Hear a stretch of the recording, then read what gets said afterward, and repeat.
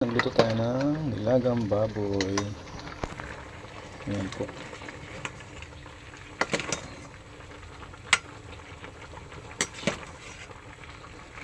Ayan. Yung mais, yung baboy, nandyan. Yummy yummy.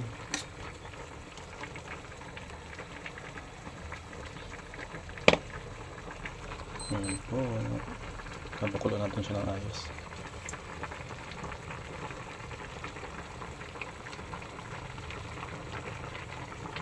Nilagang baboy, kahit malang baboy, sarap pa rin. Ayan. Sinigang pala nilaga. Sinigang na baboy, hindi man nilaga. Ayan po. Papakulo lang natin ng konting kulo para sabay kuha natin ahon na. Nilaga, sinigang pala. Sinigang na baboy. Bye.